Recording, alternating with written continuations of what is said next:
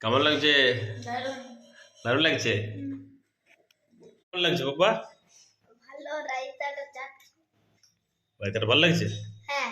এই যে মিতাল নিয়ে চলে এলো, দেখো এই যে হচ্ছে বাড়ির বানানো একদম সিম্পল ধোসা বানিয়েছি। আচ্ছা। রায়তা আজকে একদম অন্য রকমের মেনুটা। আর এখানে পুরো নিরামিষ মানে মশলা দিয়ে লাউ বানিয়েছি, লাউয়ের তরকারি। আর এখানে মাছ বানিয়েছিলাম, ভেবেছিলাম আজকে ভাত বানাবো, তো তোমাদের ভাত খাওয়ার কারো মুডই নেই, তো মাছটা আলাদাই খাও। তো পরে তখন অন্য টাইমে ভাত খাবে, এখন এই খাবারটাই খাও। কেমন খেয়ে বলো কেমন হয়েছে টেস্টটা? এই যে আগে খাচ্ছি রাজমি। কেমন হয়েছে বাবা?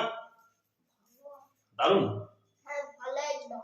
একদম ভালো। একদম ভালো। রায়তা দিয়ে অন্যরকম। অন্যরকম না?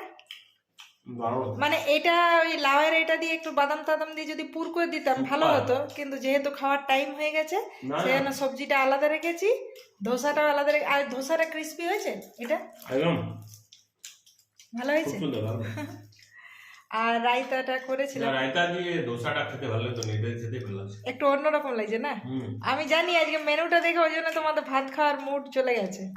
তা আমাদের বাড়িতে এমনি হতে থাকে, আপনাদের বাড়িতে কেমন হয় অবশ্যই জানাবেন কমেন্টে। আর লোকেদের সাথে ফ্যামিলির সাথে সবসময় এনজয় করতে থাকুন। আর এই দেখুন এরা খাবারটাকে পুরো এনজয় করছে, একদম আলাদা রকমের মেনু।